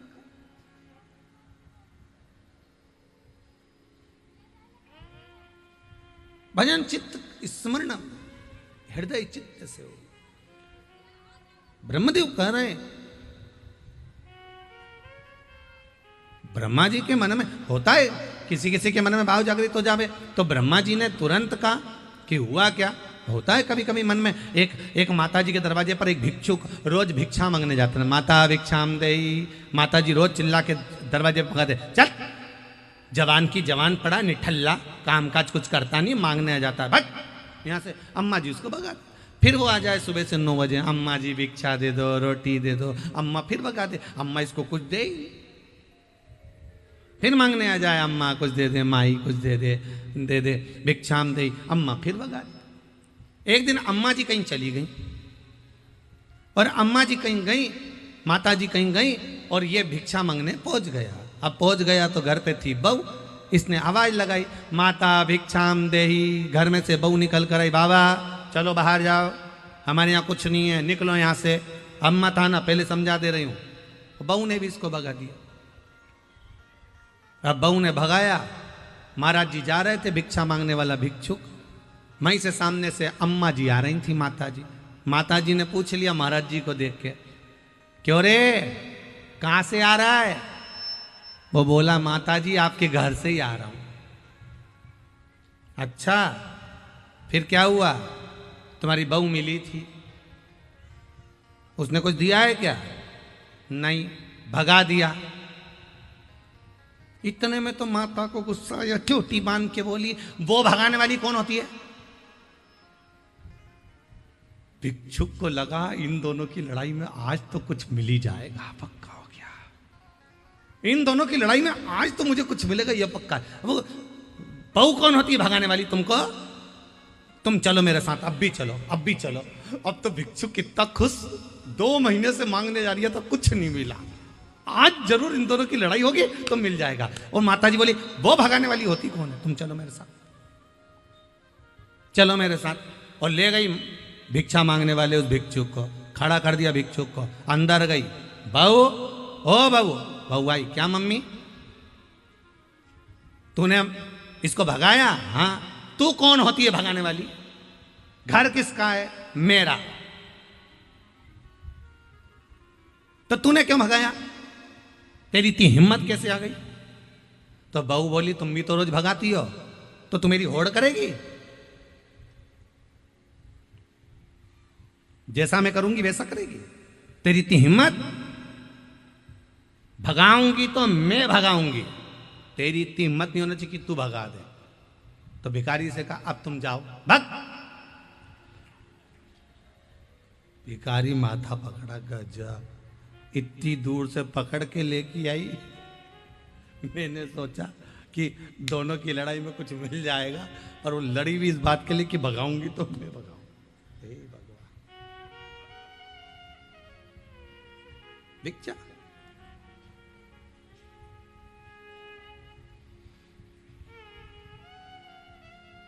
ब्रह्मदेव, आपको चरण नहीं मिला? नहीं, भगवान विष्णु ने सत्य कह दिया।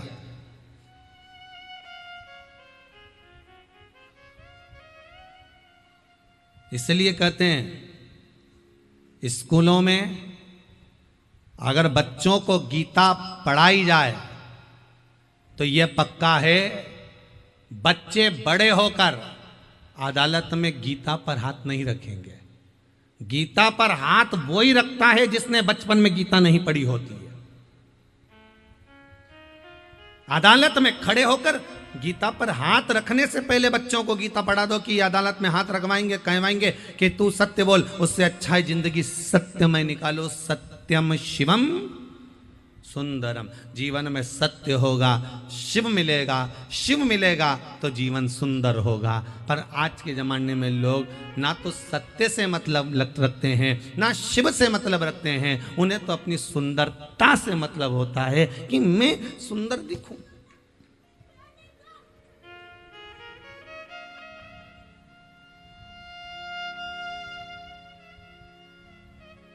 बाहर की सुंदरता से दुनिया के लोग प्रसन्न हो सकते हैं, पर भगवान शंकर कभी बाहर की सुंदरता से प्रसन्न नहीं होगा। भगवान प्रसन्न होगा भीतर की सुंदरता से।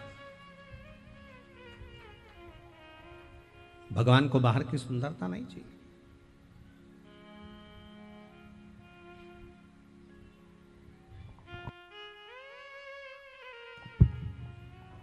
भगवान को भीतर की सुंदरता चाहिए।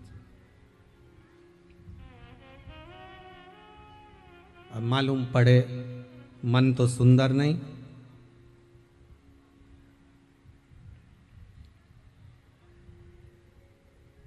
भीतर से भजन का बल बढ़ाइए। व्यक्ति कब तक ठोकर खाता है? जब तक वो भीतर से हल्का होता है। भजन का बल उसका बड़ा नहीं होता तो वो ठोकर खाता है।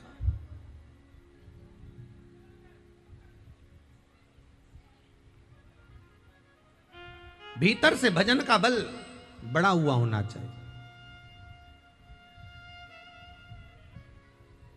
और जब भजन का बल भीतर से बड़ा हुआ होगा तो सुख का अनुभव अपने आप हो जाए।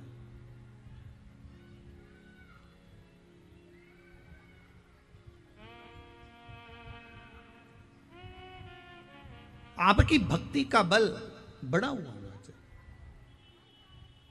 एक माताजी ने लिखा है,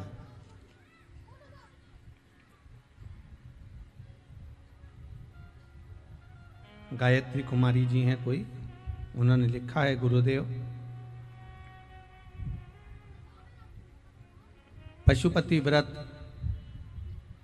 हम करते हैं, पर जिस मंदिर में शाम के समय पूजा करने के लिए जाते हैं वहाँ मंदिर शाम को प्रदोष काल में बंद रहता है और देर से खुलता है। यदि खुल भी जाता है तो शिवलिंग के पास पूजन करने नहीं जाने देते। पहला सोमवार मुझे ये सब बिल्कुल भी नहीं पता था, इसलिए मुझे चौखट पर ही पूजन करना पड़ी। कोई बात नहीं, अगर प्रदोष काल में मंदिर बंद रहता है आपके यहाँ और आप शिव जी के मंदिर में जाकर शंकर की पूजन नहीं कर पाए तो शंकर की चौखट तक तो पहुँच गए ना, उसके दरवाजे तक तो पहुँच गए। और यदि उसके दरवाजे तक पहुँचकर उसके दरवाजे की भी पूजन कर लिए आपने, उसके दरवाजे का भी स्मरण कर लिया आपने, क्योंकि शिव महापुराण की कथा तो यहाँ तक कहती है शिखर दर्शनम सर्व पाप नाशनम। आपने उसकी चौखट का भी अगर पूजन करा है, उसका मालूम पड़े प्रदोष में मंदिर बंद है या अंदर नहीं जाने दे रहे, प्रवेश नहीं करने दे रहे, पूजन नहीं करने दे रहे, आप द्वार की पूजन कर लो, करो पूजन। वो कहे ना, आहूं में असर होगा, घर बैठे बुला लेंगे तेरा काम। आप भाव से जाकर एक बार निवेदन तो करो, उसको जाकर विनती तो करो। ठीक है, अगर आपके यहाँ के ब्राह्मण जन, पंडित जन, गुरुजन कहें कि आप शाम को मंदिर के अंदर प्रवेश मत करो, मत करो, द्वार की पूजन कर लो।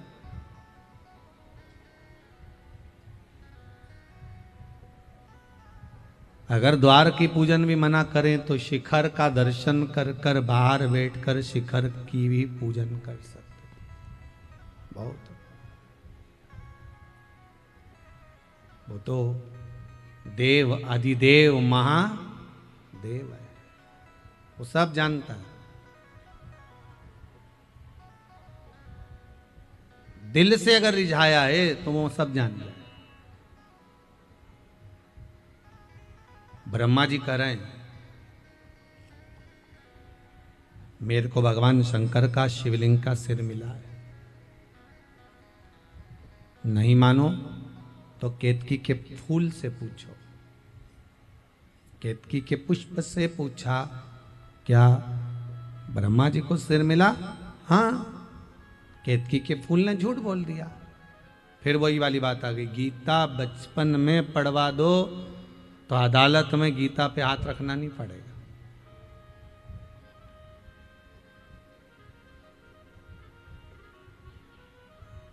अगर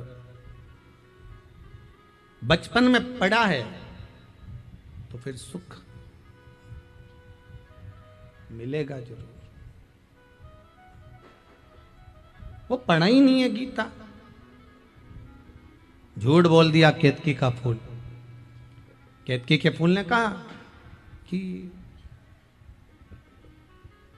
भगवान ब्रह्मदेव को सिर मिल गया।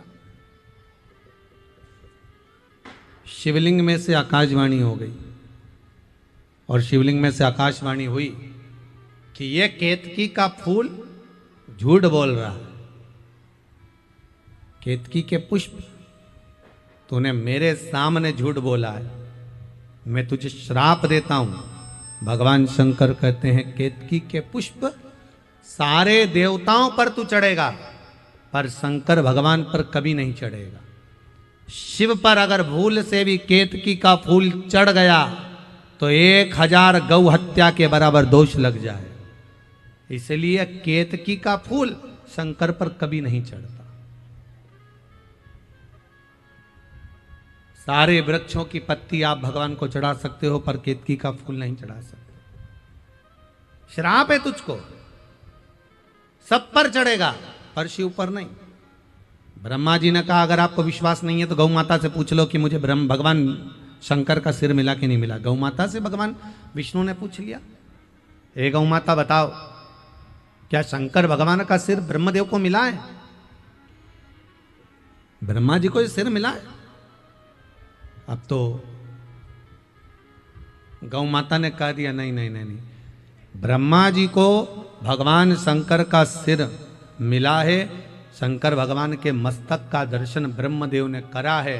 तब तो भगवान शंकर की आकाशवाणी फिर शिवलिंग में से हो गई, ये गौ माता झूठ बोल रही है, ये गौ माता झूठ बोल रही है। ए गौ माता, मैं तुझे श्राप देता हूं, तेरा पूरा शरीर पूजा जाएगा पर तेरा मुख अपूज्य माना जाएगा। तूने झूठ बोला। गाय का पूरा शरीर पूज्य है पर गाय का मुख अपूज्य है। हिंदू धर्म में सारे दान आगे से होते हैं, पर हिंदू धर्म में एक दान ऐसा है जो पीछे से होता है, वो गौदान है। गाय की पूंछ पकड़ कर करना पड़ता है। हिंदू धर्म में सारी परिक्रमा आगे से होती है, पर हिंदू धर्म में एक परिक्रमा ऐसी है, गौ माता की परिक्रमा, जो पीछे से चालू होकर पीछे विराम होती है। पूंछ पे से चालू होगी और पूंछ पे आके विराम होगी, आगे से चालू ही नहीं होती। तूने झूठ बोला। और आप सब तो गया नदी के तट पर रहते हो, फाल्गु के तट पर रहते हो, आप लोगों को तो मालूम होगा कि गौ माता ने 2 बार झूठ बोला था, एक शिवजी के सामने और एक सीताराम सरकार के सामने।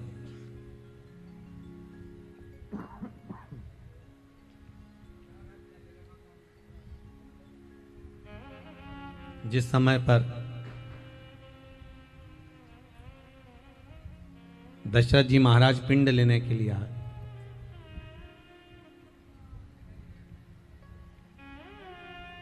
राम जी ने कहा पिताजी पिंड तो दे दूंगा पर बनाऊंगा काहे से? अन्न का भाग नहीं है मेरे पास में। जाओ, मैं कल पिंडदान करूंगा। राम जी भिक्षा मांगने गए, माता सीता दूसरे दिन स्नान करने चली गई। दशरथ जी फिर आ गए, बहू पिंडदान दो, अगर पिंड नहीं मिला तो मैं नरक चले जाऊंगा। सीता जी ने ब्राह्मण देवता से पूछकर फाल्गु नदी की रेत का पिंड बना लिया, बालू का पिंड बना लिया, पिंड दे दिया। ब्राह्मण ने संकल्प छुड़वा दिया, एक पिंड फाल्गु नदी को, एक पिंड ब्राह्मण को प्रदान करता, एक पिंड गौ माता को दिया।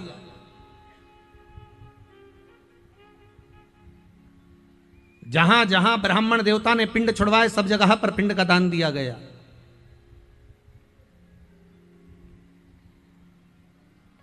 थोड़ी देर बाद राम जी आ गए, सीता लो चावल, अक्षत जल्दी पकाओ, पिंड बनाओ। सीता जी कहती हैं पिंडदान तो मैंने कर दिया, ना मानो तो ब्राह्मण देवता से पूछ लो। क्यों ब्राह्मण देवता? सीता जी ने पिंडदान करा।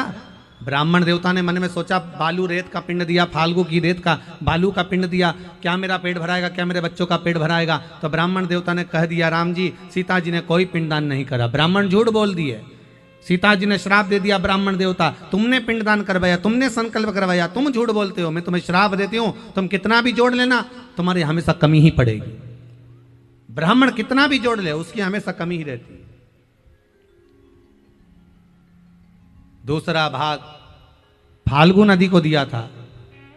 हे फाल्गु आप तो बोलो कि मैंने पिंडदान करा है। फाल्गु ने भी झूठ बोल दिया, मेरी बालू उठाकर मुझ में डाल दी। ऐसा कोई पिंडदान होता है? फाल्गु ने झूठ बोल दिया। फाल्गु कहती है राम जी सीता जी ने कोई पिंडदान नहीं करा, माता जानकी ने श्राप दे दिया है। फाल्गु नदी मैं तुझे श्राप देती हूं, जब तक तुझे खोदे नहीं तब तक तुझ में पानी निकले नहीं, तेरा पानी तेरे अंदर छुपा होगा। फाल्गु को श्राप दिया।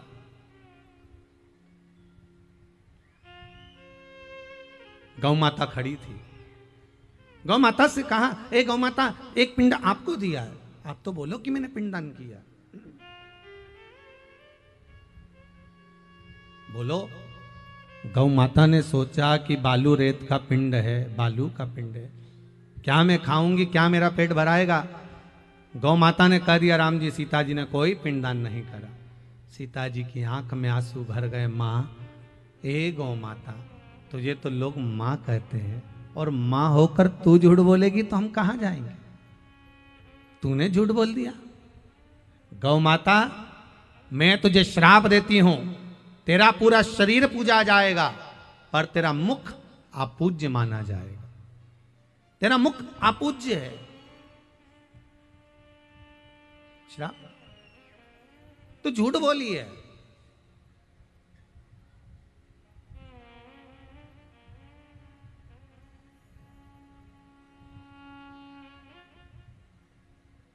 गाय किसी बर्तन को मुख लगा देती है तो उस बर्तन को 7 बार मांजना पड़ता है, 5 दिन गंगा का जल भर के रखना पड़ता है, 3 बार अग्नि में तपाना पड़ता है, फिर गंगा जल भरना पड़ता है, फिर गाय का वो बर्तन अपने काम में ले सकते हो पर भगवान की सेवा में नहीं। झूठ बोली है। एक झूठ बोलने वाले का अश्र क्या हो सकता है वो देखिए आप शिव महापुराण की कथा में। विचार करिएगा दिन भर में हम कितने झूठ बोलते हैं। ब्रह्मा जी गाय को देखकर बाद में बोले ब्रह्मदेव, ब्रह्मा जी ने कहा यह आकाशवाणी झूठी है। भगवान कहते हैं ब्रह्मदेव तुम झूठे हो। ब्रह्मा जी मानने को तैयार नहीं हुए, झूठ बोलते रहे बोलते रहे बोलते रहे। भगवान शंकर को क्रोध आ गया। शिव जी ने अपने पैर के अंगूठे के नख को तोड़ा, तोड़कर फेंका, काल भैरव प्रकट कर लिया। काल भैरव से कहा काट दे ब्रह्मा का सिर जिससे वो झूठ बोल रहा है। काट ब्रह्मा का सिर जिससे वो झूठ बोल रहा है। काल भैरव ने अपनी चीटी उंगली के नख को तोड़कर फेंका, फेंकते से ब्रह्मा जी का सिर कट गया। ब्रह्मदेव का सिर कटा। ब्रह्मा जी का सिर कटा। कटा हुआ सिर भी झूठ बोलता जा रहा है, ये आकाशवाणी झूठी है, आकाशवाणी झूठी है। देखो सत्य को प्रमाण की जरूरत नहीं पड़ती पर असत्य को प्रमाण की जरूरत है। झूठ बोलने वाला प्रमाण साथ में रखता है, असत्य को प्रमाण चाहिए, सत्य को प्रमाण नहीं चाहिए।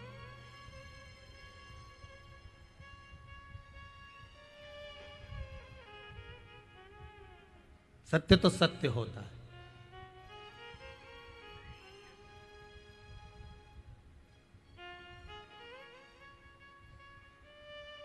अब ब्रह्मा जी का सिर कटा। कटे हुए सिर के रक्त से एक नदी प्रकट हो गई जिसका नाम है कर्मनाशा नदी। उत्तर प्रदेश में आज भी वो बहती है। भारत की भूमि पर केवल एक नदी ऐसी है कर्मनाशा जिसके पूरे घाटों पर लिखा हुआ ये कर्मनाशा, इसमें हाथ ना धोइए, इसमें पाँव ना धोइए। अगर 7 पीढ़ी में भी किसी ने उद्यापन करा होगा, पुण्य करा होगा, पूजन करा होगा, भजन करा होगा, कीर्तन करा होगा, दान करा होगा, अगर इस कर्मनाशा नदी के पानी का छींटा लग जाएगा तो पूरे कर्म का नाश हो जाएगा, पूरे पुण्य का नाश हो जाएगा। इसका नाम कर्मनाशा। पूरी दुनिया में एक ही नदी है जिसका पानी कुत्ता भी नहीं पीता। कौन सी नदी? जम के बोलो जरा। कर्मनाशा, जिसका पानी कुत्ता भी नहीं पीता। कुत्ते को किसने ज्ञान दिया कि कर्मनाशा है, पानी पी ले रे, पर कुत्ता भी पानी नहीं पिए। यह कर्मनाशा है, कर्मों का नाश कर देती है। इसका स्पर्श नहीं होना चाहिए।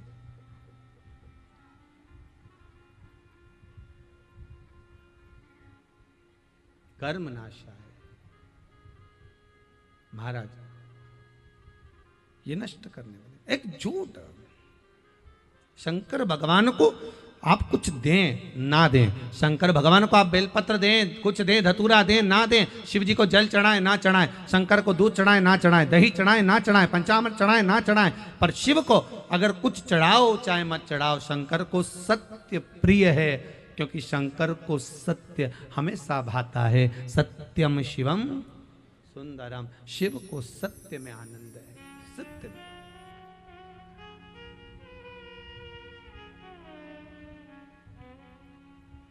सत्य बोलो ना। पर आज के जमाने में अगर व्यक्ति सत्य बोल दे ना तो घर भी टूट जाएगा, ही होगा।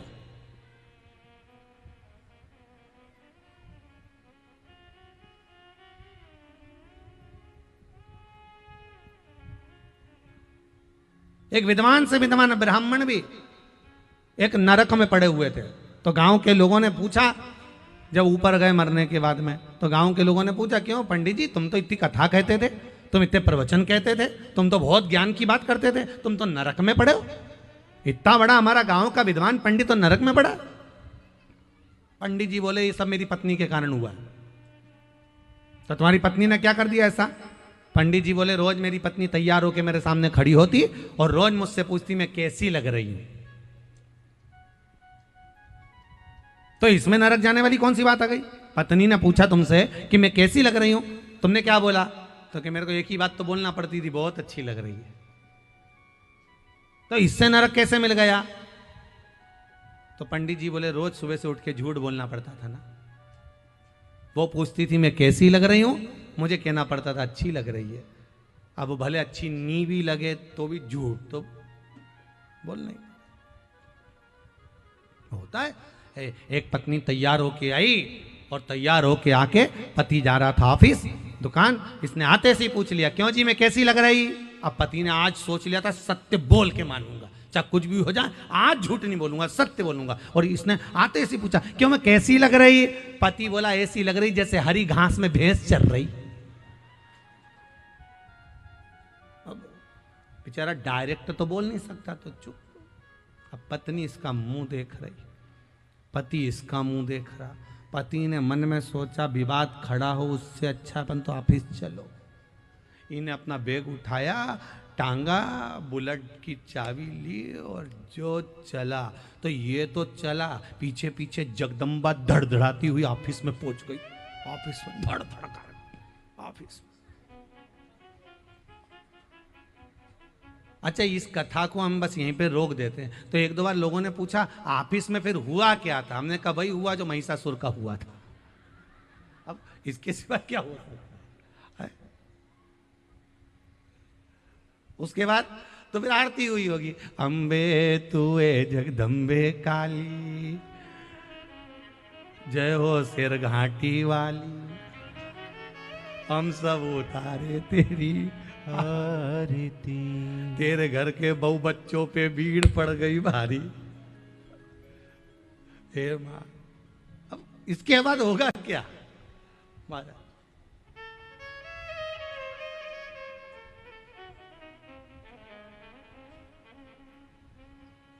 शिव को सत्य प्रिय है।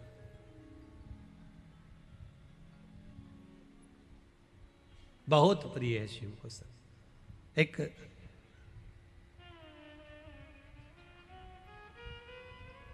एक कौवे को एक हंसनी पसंद आ गई। कौवा उस हंसनी को अपने घर ले आया। अब कौवा हंसनी को ले आया, हंस ने अदालत में केस लगा दिया, मेरी हंसनी को कौवा ले गया।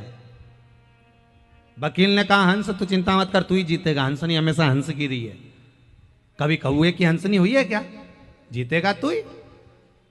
कौवे को मालूम पड़ा कि हंस ने अदालत में केस लगाया, तो कौवा भी अपने वकील के पास गया। ओ वकील साहब, कुछ भी हो जाए, हंसनी लेकर आया हूं, हंसनी मेरी होना चाहिए। वकील बोला कभी नहीं हो सकती, हंसनी हमेशा हंस की रही है, तेरी कभी नहीं हो सकती। नहीं, मुझे तो मेरी करना, क्या करा जाए? वकील ने कहा एक काम करो, जज के घर चले जाओ, थोड़ी सी रिश्वत दिया, हो जज से मिलो, ठीक है। कौवा रात को उड़ता उड़ता जज के घर पहुंच गया। जज साहब से कहा जज साहब, आपकी 7 पीढ़ी बैकुंठ में बैठी है कि नरक में? या तो कौवा जानता है या ब्राह्मण जानते हैं, और मैं आपकी 7 पीढ़ी को देख रहा हूं, आपकी 7 पीढ़ी बैकुंठ में है कि नरक में? या तो कौवा जानता है, ब्राह्मण जानता है। इसीलिए तो श्राद्ध में कौवे को और ब्राह्मण को भोजन कराया जाता है, क्योंकि कौवे को मालूम है कि इसकी 7 पीढ़ी कहां पर है। मैं जानता हूं आपकी 7 पीढ़ी कहां है। जज साहब बोले कहां है मेरी 7 पीढ़ी? बैकुंठ में बैठी है। और सुनो जज साहब, अदालत में आपने मेरा एक काम कर दिया, कुर्सी पे बैठकर बस हंसनी को मेरी बना दिया। मैं वचन देता हूं, जीते जी आपकी 7 पीढ़ी के दर्शन कराऊंगा, पक्का है, वचन देता हूं।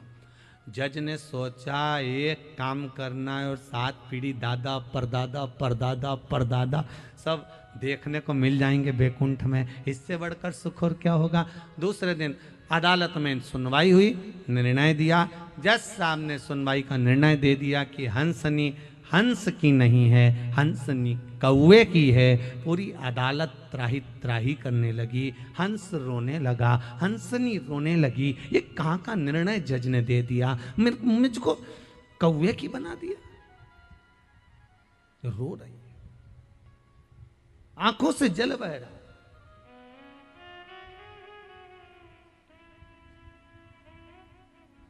सब रोते रोते चल दिया। जज ने कौवे से कहा कौवे,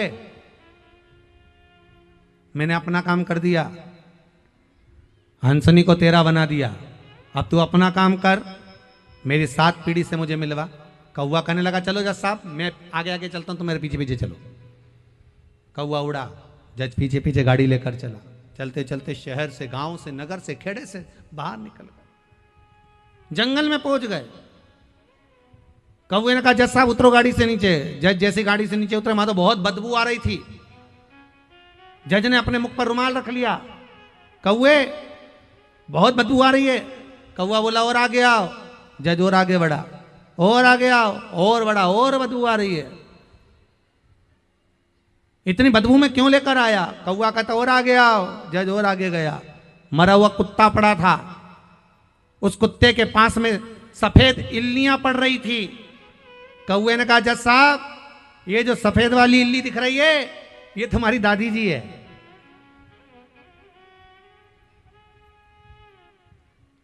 जज साहब, और उसके पास में जो काला वाला कीड़ा दिख रहा है, वो तुम्हारे पिताजी हैं।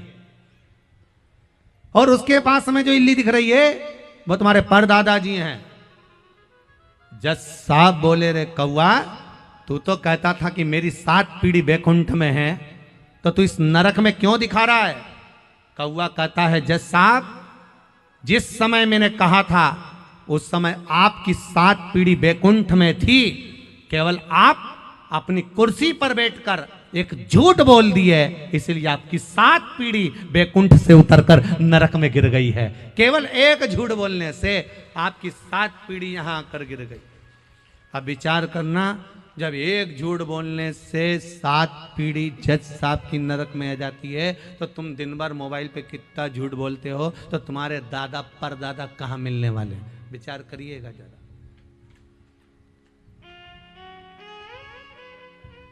विचार करो।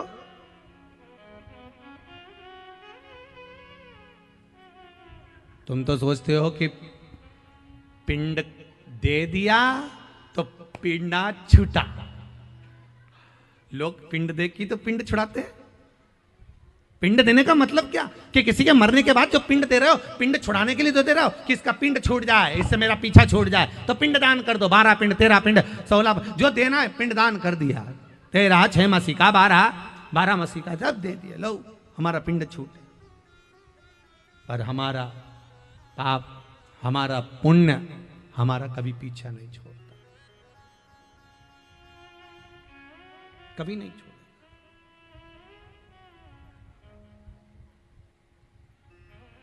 आपके भीतर भजन का बल बढ़ाइए। श्री शिवाय नमस्तुभ्यम का बल बढ़ाइए, शंकर के भजन का बल बढ़ाइए।